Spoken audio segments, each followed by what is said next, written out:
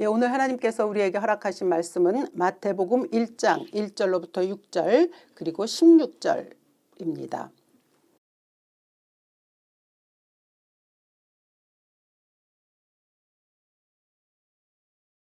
이는 하나님의 말씀입니다.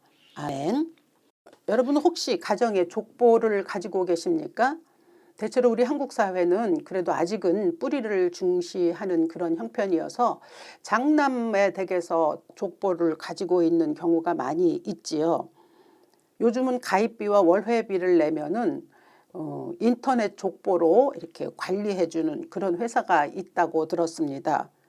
그렇지만 아직도 우리 한국 사회는 족보를 꽤 많은 가정들이 지니고 있습니다. 그러니까 모든 인간에게는 족보가 있죠. 그렇다면 우리 예수님에게는 그분은 하나님이시자 동시에 인간이신 분입니다. 그분에게 족보가 있을까요? 태초부터 계신 분이시고 하나님의 아들이시기 때문에 어쩌면 인간의 족보는 필요 없다고 생각될 수도 있습니다. 그런데 마태와 누가는 그분이 육신을 입고 이 땅에 오셨기 때문에 그 계보를 족보를 남겨두었습니다. 오늘 우리에게 주어진 본문은 마태복음에 나온 예수님의 족보입니다. 1장 1절은 아브라함과 다윗의 자손 예수 그리스도의 계보라라고 그렇게 시작합니다. 그러니까 마태는 유대인입니다. 그렇기 때문에 구약에서 그동안 쭉 예언해 오셨던 예수 그리스도 또 그분에 대한 기대 이런 것들을 그대로 표현하고 싶었던 모양입니다. 그래서 예수께서 그 모든 구약에서 예언한 분의 성취자이심을 증거하고자 했기 때문에 이제 자기들의 조상인 아브라함과 다윗을 들어서 1장 1절을 시작했던 것 같습니다. 구약에 이어서 신약이 이어지는 첫 관문이 마태복음이지 않습니까? 그러니까 1장 1절에 우리가 믿는 예수는 이러이러한 혈통에서 오셨다라고 하는 것을 드러내고 싶었던 거죠. 사실 유대인에게 있어서 아브라함, 다윗 굉장히 자기들의 그 자부심을 막 이렇게 뿜뿜 세워줄 그러한 조상입니다. 우리나라도 세종대왕이나 이순신 장군에 대한 자부심이 있지 않습니까? 우리가 자랑스러운 한글을 사용할 때 세종대왕의 후예임을 자랑하고 애국심을 또 고취시킬 때 우리 이순신 장군을 이야기하듯이 그렇게 우리가 이순신 장군과 세종대왕의 후예임을 자랑하듯이 유대인들에게 있어서는 아브라함과 다윗의 후예라고 하는 것이 선민으로서 말할 수 없는 자긍심을 그들에게 세워줍니다.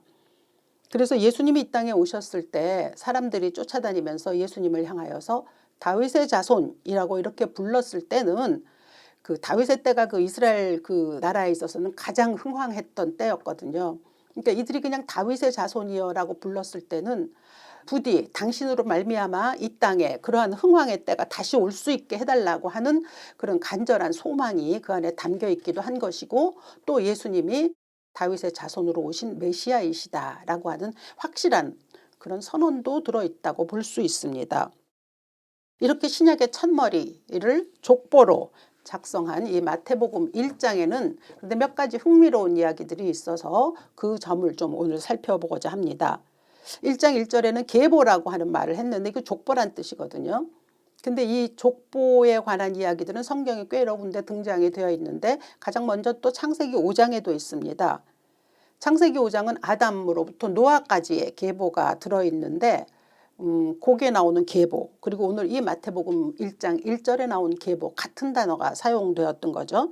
그러니까 모두가 다 인간의 이렇게 흘러내려오는 족보를 이야기한 건데 근데 그 구조가 좀 다릅니다. 그리고 전개 방식도 좀 다르죠.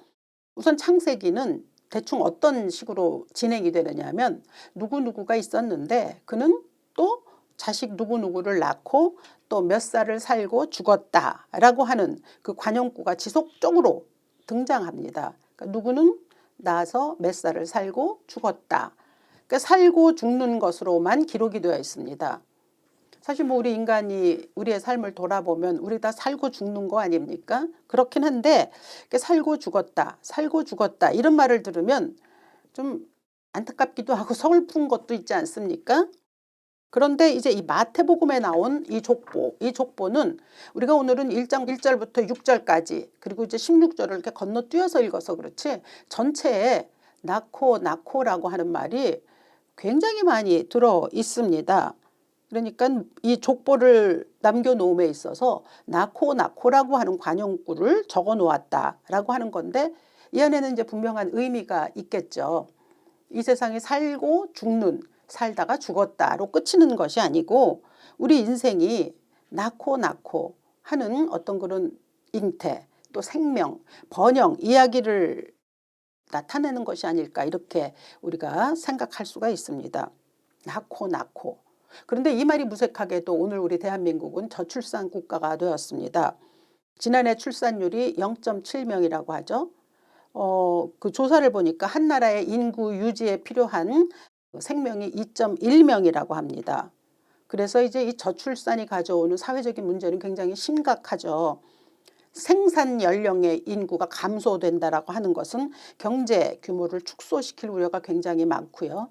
그다음에 공부를 해야 하는 학령 인구, 이 학령 인구의 감소가 이루어지게 되면 학교가 사라질 위험이 많이 있고 실제로 지금 우리나라는 많은 학교들이 폐교를 하고 있지 않습니까? 근데 그렇게 되면 결국은 지역 인구가 감소되죠. 그것은 자연스럽게 그 지역에 있는 인구가 소멸할 수 있는 위기까지 이제 발생하게 만듭니다. 세계적인 인구학자인 옥스퍼드 대학의 콜먼 교수는 우리나라가 대한민국이 인구 소멸 1호 국가가 될 것이라고 그렇게 전망했을 정도라고 합니다. 참 심각한 일이기도 하죠. 창세기에서 하나님은 인간에게 말씀하시기를 생육하고 번성하라, 땅에 충만하라 그렇게 말씀하셨습니다. 그런데 사실 그렇게 되고 있지 않는 작금의 현실은 좀 안타깝습니다마는 하나님의 뜻대로 인간은 번영하고 그리고 번성할 권리도 있고 의무도 있고 또 책임도 있습니다. 근데 이제 이 족보를 이렇게 쭉 보면은 낳고는 참 우리에게 희망적인 어떤 그런 느낌을 갖게 하지 않습니까? 그렇지만은 우리가 낳고 살아가는 이 인생에는 여전히 암울한 구석이 없지 않습니다. 그러니까 세상에 온갖 죽음의 그림자로 사람들을 몰아가는 것이 우리의 현실이고 그리고 그 가운데서 그러나 사람들은 낳고를 통해서 하나님의 창조 섭리를 어떻게든 지켜나가야 하는 것이죠. 그러니까 그렇게 그 하나님의 계획대로 살아가야 하는 것이 굉장히 중요하다는 점을 이 마태복음에서는 창세기 5장과 이렇게 비교해서 볼 때 우리에게는 낳고 번영하고 또 잘 살면서 하나님의 계획에 순종해야겠다라고 하는 것을 드러내준다는 점을 우리가 알아야 합니다. 그래서 이 마태가 남긴 이 족보에서 우리가 좀 배울 수 있는 것은 신학적이기도 하고요. 그리고 철학적이기도 하고 그 무엇보다 신앙적인 그런 통찰력이 들어 있습니다. 근데 그것을 찾아낼 수 있는 이제 뚜렷한 증거가 몇 가지가 있는 것은 이 안에 들어있는 몇몇의 이름 때문입니다. 왜 우리 족보라고 하면은 가끔가다 뭐 농담으로 죄 지은 사람은 족보에서 파내버린다 이런 말도 있지 않습니까? 그러니까 족보는 사실 굉장히 귀히 여기는 것은 우리의 뿌리이기도 하지만 뭐랄까요? 그 족보를 통해서 우리가 자랑스럽게 여길 수 있는 것이 있기 때문이라서 유대인도 마찬가지인 것이 유대인들에게 있어서는 이방인 또 더더구나 여자는 족보에 결코 오를 수가 없습니다. 그런데 오늘 마태가 남겨준 이 족보에는 이방인도 들어가 있고 그리고 여자들의 이름도 들어가 있습니다. 굉장히 특징이 있는 것이죠. 그런데 이제 우리가 살펴보면 우리의 인간의 역사는 사실 아담 이후로 죄 지은 사람들의 역사입니다. 그런데 특별히 오늘 마태복음 1장에 등장하는 족보에 있는 사람들 모두가 다 하자가 있습니다. 결격 사유가 있는 거죠. 의인은 없나니 하나도 없다라고 하는 말씀을 생각나게 합니다. 세상에 나서 살아가는 모든 사람들은 다 죄인입니다. 그래서 죄인의 역사를 우리가 이루며 살아가고 있죠. 그러나 처음에 하나님께서 에덴을 창조하셨을 때 그 우리에게 주어진 책임, 의무 이런 것을 통해서 우리는 하나님의 역사하심을 드러내야 하고 우리의 삶을 아름답게 가꾸어야 하되 어떤 깨달음으로 또 어떤 결단으로 살아가야 하는지를 오늘 이 마태의 기록을 통해서 좀 은혜를 찾아보고자 합니다. 먼저 3절의 다말입니다. 여기에 보면 유다는 다말에게서 베레스와 세라를 낳고라고 하는 말이 있습니다. 유다가 누굽니까? 유다는 야곱의 12아들 중에 한 아들이죠. 그리고 여기 나오는 다말의 시아버지입니다. 그러니까 이 문장이 얼마나 기가 막힌 문장입니까? 유다는 자기 며느리에게서 베레스와 세라를 낳았다는 뜻이거든요. 그러니까 시아버지와 며느리 사이에서 잉태가 있었다라고 하는 이 어안이 벙벙할 만큼의 이 놀랄 이 일이 창세기 38장에 기록되어 있습니다. 그동안에 제가 설교에서도 수혼법이라는 걸 여러 번 말씀을 드리긴 했습니다. 그 신명기 25장에 있는데 이스라엘에서는 형제가 결혼했는데 만약에 죽게 됨으로 인하여 대를 잇지 못하면 가장 가까운 친족이나 아니면 형제가 대신 그 가계를 이어줘야 할 책임이 있는 것이 법으로 이렇게 만들어져 있었습니다. 물론 이때는 이 법이 만들어지기 이전이죠. 그러나 이스라엘에서는 이와 같은 관습이 있었습니다. 그러니까 어떤 경우라도 그렇게 하는 것이 일반적인 예였습니다. 근데 이제 유다의 큰아들이 죽었습니다. 그러자 이제 둘째 아들을 그 유다가 이제 며느리에게로 보내서 자손을 잇게 하기로 했는데 그 둘째 아들이 그 명령을 거부했습니다. 그러고 난 뒤에 자세히는 모르겠는데 성경은 그 큰아들과 둘째 아들이 죽었는데 그들의 죽음에 대해서는 여호와 보시기에 악하다라는 말을 남겨주었습니다. 그러니까 그들이 대를 이어야 하는 일들을 자기 의미대로 거부했다는 것은 하나님의 뜻에 마땅하지 않다는 거죠.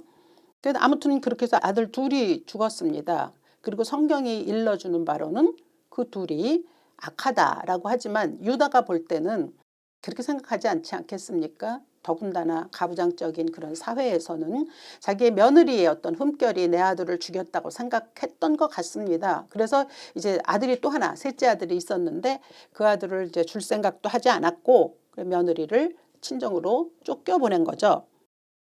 시간이 흐르고 이제 그 셋째 아들이 장성했습니다. 그런데도 불구하고 유다는 그 셋째 아들을 이제 며느리에게 보내지 않으려고 했습니다.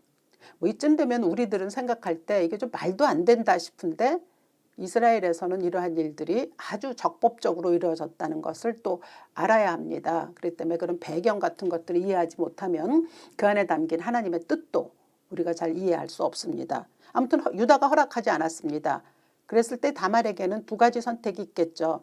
그냥 자기의 신세를 한탄하면서 그렇게 살아갈 수 있거나 아니면 오늘 그가 내린 선택처럼 마음 먹고 무언가를 돌파구를 찾아내거나 둘 중에 하나였을 텐데 이제 다말은 머리에 꾀를 냈습니다.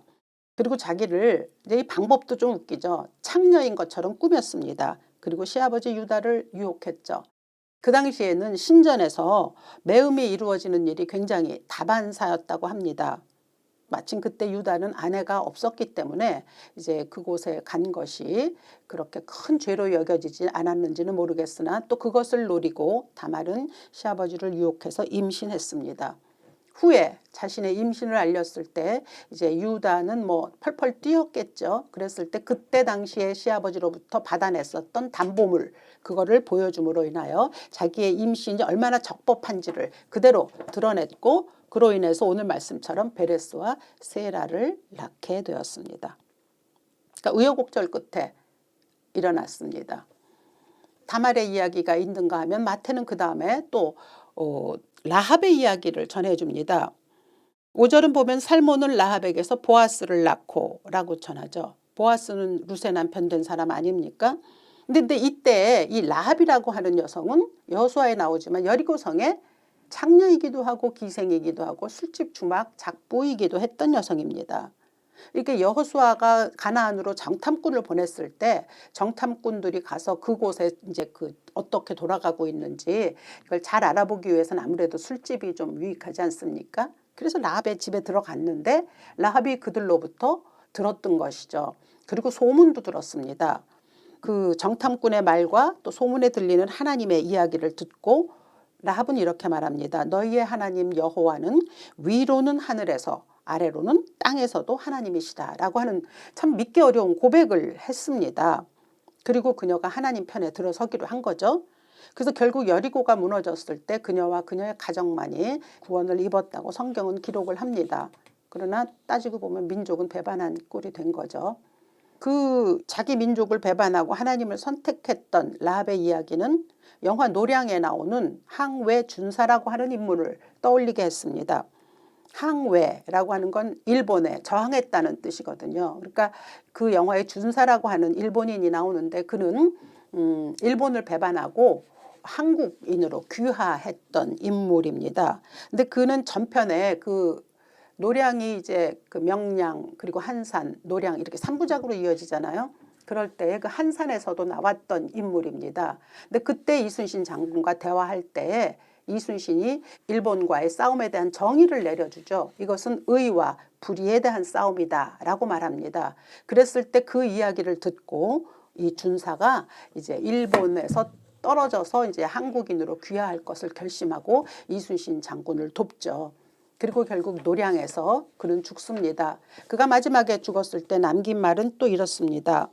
나는 의를 위해 싸우기에 후회는 하지 않았다라고 고백합니다. 그러니까는 자기 민족으로부터는 변절자라고 배신자라는 말을 들었겠지만 의를 위해서 나는 싸우겠다라고 하는 그 항외 준사처럼 비록 출신 성분은 보잘것없죠. 그렇지만 결정적인 순간에 하나님을 선택했었던 라합, 그리고 그녀가 그러한 결정을 하게 된 것은 하나님은 고통받는 자와 함께 하신다라고 하는 그 말씀이 아마 그녀의 마음을 두렸던 것 같습니다. 그 여호수아에서 2장에 보면 하나님께서 어떻게 이스라엘 백성들을 애굽에서 불러내셨는지, 그리고 또 하나님이 어떻게 그 아모리 족속들을 다 물리치셨는지에 대한 것을 잘 알고 있거든요. 그러니까 이 라합은 하나님이 어떤 분이신지를 알고 그 편을 택했다는 것이죠. 이런 모든 것을 볼 때 사람은 여러 가지로 판단할 수 있습니다. 그렇긴 하지만 성경은 라합을 귀중히 여겨서 이방인이었고 출신도 보잘것없는데 예수님의 족보에 올려놓았습니다. 그런가 하면 그 다음엔 또 보아스는 룻에게서 오벳을 낳고라고 하는 5절의 말씀이 등장하죠. 우리가 룻기의 주인공인 룻은 물론 다 잘 아십니다. 남편이 죽자 시어머니를 따라서 베들레헴으로 왔고 그곳에서 보아스를 만나서 다윗의 증조모가 되었죠. 그래서 이제 이 룻에 관해서는 이제 그 어려운 환경 속에서 시어머니를 따라왔다. 그래가지고 어떤 효부의 관점에서 설교들을 많이 합니다. 그런데 이 룻기는 효를 강조하고자 함이 아닙니다. 한 여인이 결정적인 선택의 순간에서 무엇을 선택할 것인가 라고 하는 내 삶에 대해서는 내가 책임지겠다. 스스로 내 삶을 짊어지고 가겠다라고 하는 어떤 결단을 말해주고 있는 그런 이야기이기도 합니다. 그러니까 한 사람이 결정적인 순간에 선택할 수 있는 의지의 표상, 그것을 룻을 통해서 룻기를 또 써놓았을 것입니다. 그리고 또 룻이 또 시어머니를 따르게 됐을 때는 단순히 그 어머니를 생각해서라기보다 룻기에 나오지 않습니까? 어머니의 하나님이 내 하나님이시다 라고 하는 이방인이지만 그녀 역시 하나님에게 대한 신앙을 가지고 있었습니다. 그리고 이제 시간이 흘러서 여기에 보면 다윗은 우리아에게 아내에게서 솔로몬을 낳고라고 나오는데 이 5절과 6절 사이에는 이미 400년이라고 하는 시간이 흘러갔습니다. 그러니까 그 많은 시간 후에 이제 또 한 여인이 등장하는데 이제 우리가 잘 알고 있는 밧세바라고 하는 여인이죠. 근데 6절에서 다윗은 우리아의 아내에게서 솔로몬을 낳고라고 전했습니다. 그러니까 이걸 보면 마태가 밧세바에게 너의 정체성은 다윗의 아내가 아니라 우리아의 아내야 라고 하는 것을 일러주는 것이 아니겠나 이렇게 볼 수도 있을 것 같죠. 사람들이 뭐 밧세바를 통해서 결코 좋은 평가하지 않습니다. 당연히 그럴 수밖에 없죠. 그런데 그 여인이 예수님의 족보에 올라 있습니다. 비록 이름은 밧세바로 되어 있지 아니하고 우리아의 아내라고 되어 있지만 그래도 그 여인의 이름이 족보에 올랐다라고 하는 거죠. 그래서 여기서 이렇게 보면은 다말, 라합, 룻, 우리아의 아내 이들에게는 다들 흠결이 있지 않습니까? 하자가 있어요.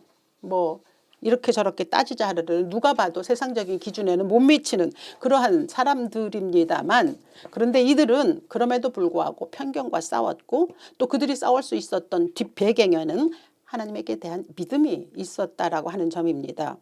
그래서 저들은 자신에게 주어진 어떤 그 환경, 운명 저주하지 않았습니다. 개척해 나갔습니다. 그리고 그 개척해 나갈 수 있는 의지의 발로는 하나님에게 대한 신앙이었다라고 하는 것을 성경이 이야기해 주며 그 이야기를 통해서 구약에 나와 있던 이 모든 이야기들을 마태는 자기의 족보를 적어 놓음에 있어 올려놓았다라고 하는 거죠. 여기 다말, 라합, 룻 그리고 우리아의 아내라고 되어 있지 않습니까? 사실 유다도 흠이 많은 사람이죠. 그런가 하면 다윗도 마찬가지 아닙니까? 성경을 자세히 읽어보면 이들도 얼마나 잘못을 많이 저질렀는지 다 눈에 띕니다. 근데 오히려 이 우리아는 햇사람이거든요. 이방인입니다. 근데 우리아 같은 사람은 잘못한 게 없어요. 자기 죽음을 알고도 그냥 상사가 내린 명령이기 때문에 순종했던 사람이거든요. 그러니까 이런 걸 보면 유대인의 자긍심을 부끄럽게 할 만한 그런 사람이기도 합니다. 그러니까 이런 걸 보면서 이방인이 족보에 들어갈 수 없음에도 우리아의 이름이 들어갔고 여인들도 들어갈 수 없음에도 여인들의 이름이 다 들어갔다라고 하는 것은 우리에게 무엇을 말씀하고 있는가? 이것을 살펴보아야 하는 거죠. 이 이야기는 우리 모두도 다 죄인이라는 사실입니다. 우리가 삶에서 살다가 뭐 다말 같은 또 라합 같은 룻 같은 또 우리아의 아내 같은 사람을 볼 때 참 많이 손가락질 할 겁니다. 그리고 그 사람들에 당하여서 너희들이 정말 얼마나 부끄러워해야 하는지 알고 있느냐라고 하는 비판이나 비난이나 판단할 건데 이 예수님의 족보는 우리를 그렇게 부끄러움을 가진 상대를 향하여서 손가락질 할 수 없게 만듭니다. 왜 족보에 다 올라가 있지 않습니까? 그러니까 우리 모두가 다 죄인이라는 것을 다 그대로 들려주는 것이죠. 그렇게 하여 예수님은 죄 있는 모양으로 죄인의 혈통에서 태어나셨습니다. 그 로마서 8장 3절은 말하지 않습니까? 자기 아들을 죄 있는 육신의 모양으로 보내어 육신의 죄를 정하사. 그러니까 하나님이신 그 예수가 육신을 입고 이 땅에 죄인에 들어있는 그 족보에 이름을 올리시게 된 것은 죄 없으신 분이 죄 있는 사람의 모양으로 오시기 위함이라고 그렇게 전하죠. 그래서 오늘 16절에 보면 야곱은 마리아에게서 그리스도라 칭하는 예수가 나시니라 라고 이렇게 기록해 놓았습니다. 그러니까 야곱의 혈통이죠. 혈통은 그 혈통이지만 마리아에게서 성령의 잉태로 말미암아 이 땅에 오신 예수. 그래서 그것에 대해서 또 바울은 로마서에서 그의 아들에 관하여 말하자면 육신으로는 다윗의 혈통에서 나셨고 성결의 영으로는 죽은 자들 가운데서 부활하사 능력으로 하나님의 아들로 선포되셨으니 그가 곧 우리 구주 예수 그리스도다 라고 이렇게 풀이해 놓았습니다. 그 인간의 역사 속에 예수 그리스도께서 육신을 입고 이 땅에 오셨습니다. 그러니까 인간의 역사는 낳고로 이어지는 생명의 역사이지만 그러나 그 굉장히 축복이지만 이 축복의 현장에 밝고 막 복스러운 이야기만 있는 것은 아닙니다. 다말을 보더라도 그렇고 라합을 보더라도 그렇고 룻을 보더라도 그렇고 우리아의 아내를 보더라도 그렇고 또 처녀의 몸으로 잉태했었던 마리아를 보더라도 그 안에는 참으로 비탄의 일들이 많이 들어 있습니다. 그렇지만 이들 모두는 다 자신이 속한 자리에서 최선의 선택을 통해서 하나님의 지평을 넓히는 일에 동참했다라고 하는 점이 오늘 우리에게 깨닫게 하는 것 아니겠습니까? 겉으로 보기에는 굉장히 부끄러운 일인 것처럼 보이지만 우리가 쉽게 손가락질할 수 없다라고 하는 것은 이 여인들의 이야기를 통해서 마태가 족보에 이 여인들의 이름을 적어 놓은 것을 통해서 우리 모두가 다 하나님의 뜻 안에서 선택을 받은 하나님의 백성으로 살아갈 수 있다라고 하는 공통된 그 한 가지 점 속에서 함부로 이야기할 수 없습니다. 물론 뭐 밧세바의 경우는 좀 다르게 생각될 수도 있지만 그럼에도 불구하고 그가 족보에 올라 있다라고 하는 점에서는 우리로 하여금 다른 변명을 할 수 없게 만들죠. 예수는 유다와 다말에게서 그 혈통에서 나셨습니다. 그렇기 때문에 우리가 다말의 행위를 부끄러워할 수가 없습니다. 나중에 유다가 고백합니다. 그녀가 옳았다. 다말이 옳았다라고 얘기하거든요. 그러니까 이걸 보면 그나마 유다는 그래도 양심은 살아있었던 사람이라고 볼 수 있습니다. 예수님이 이 유다의 혈통에서 오시지 않았습니까? 야곱의 12아들이 있는데 이 유다의 혈통에서 결국 다윗이 났기 때문에 그 혈통에서 오셨으니까 결국 다말은 그 유다 지파의 그 혈통의 그 뭐랄까요? 정통성을 지켜낸 여종이 된 셈입니다. 위대한 거죠. 예수님은 기생 라합의 그 혈통에서 오셨습니다. 얼마나 많은 사람이 집안 따지고 학벌 따지고 외모 따집니까? 예수님의 족보는 그런 것들에 대해서 왈가왈부한다는 것이 얼마나 부끄러운지를 우리에게 알게 합니다. 라합의 하나님에게 대한 인식, 또 생명의 위험을 무릅쓰고 하나님의 구원 역사에 참여했던 것, 그것에 대한 것을 마태는 우리에게 알려줍니다. 그러니까 만약에 우리가 우리 자신에게 이 라합이나 또한 다말이 가졌던 하나님에게 대한 확신, 그리고 그분에 대한 신앙이 그에 미치지 못한다면, 그런 확신이 없다면 우리는 그것을 부끄러워해야 합니다. 예수님은 다윗과 우리아의 후손으로 이 땅에 오셨습니다. 정결하지 못한 밧세바를 향하여 얼마든지 손가락질 할 수 있지만, 그러나 우린 또 여기서 예수께서 하신 말씀을 떠올려야 합니다. 가늠한 여인을 향하여서 예수께서 말씀하셨습니다. 너희 중에 죄 없는 자가 돌로 쳐라. 예수님의 족보는 우리에게 말합니다. 너희 중에 죄 없는 자가 있느냐. 우리 모두 다 죄인이라는 것을 마태는 우리에게 알려주고 있습니다. 이렇게 예수님의 족보는 하찮아 보이는 그 여인들의 용기, 결단, 그것이 예수님의 태어나심의 커다란 분기점이 때를 따라 되어졌다는 것을 보여줍니다. 그래서 오늘 우리가 새해 첫 주일을 맞아서 예수님의 족보가 우리에게 과연 무엇을 부끄러워해야 하는지, 우리가 함부로 손가락질하는 사람들을 손가락질할 수 있을 만큼 우리는 부끄러움이 없는지에 대한 우리 자신을 돌아보는 그런 첫 시간이 되기를 바랍니다. 우리 모두는 죄인입니다. 그리고 그 죄를 위해 예수께서 오셨습니다. 다말과 라합과 룻과 우리아의 아내와 그리고 처녀의 몸이신 마리아를 통해서 이 땅에 오셨습니다. 이 세상의 왕은 오직 주 예수 한 분뿐이십니다. 그리고 지금 말씀드렸던 이 여인들은 그 예수가 오시기까지 각자의 삶에서 하나님께서 하시는 일의 도구로 그의 삶을 아름답게 드렸습니다. 그렇다면 우리는 그들을 향하여 어떤 마음을 가지고 있어야 하며, 또한 내가 이 땅에 살아가고 있는 내 이 시점에서 나를 평가할 때 나는 또 어떤 평가를 내려야 할지, 이런 것들을 생각해 보면서 올 한 해 첫 주일에 하나님께서 우리에게 주시는 귀한 은혜를 겸손한 마음으로 받아들여서 그저 내 삶이 부끄럽지 않게 되기를 바라는 그러한 소원으로 한 해를 시작할 수 있는 여러분 되시기를 이 아침 주 예수의 이름으로 축원합니다. 살아계신 아버지, 마태가 남겨놓았던 이 족보에서 우리는 하나님의 뜻을 발견합니다. 우리 모두는 다 죄인입니다. 행여나 우리가 살면서 누구를 향하여 손가락질하거나 또한 그의 부끄러움을 들춰내는 그러한 자들 되지 말게 하시고, 내 안에 부끄러움이 있는지 없는지를 살필 수 있는 우리 될 수 있도록 인도하여 주셔서 내 살아가는 모든 삶이 하나님의 역사를 이루는 데에 부족함이 없도록 축복하여 주시옵소서. 주 예수 그리스도 귀하신 이름으로 기도합니다. 아멘.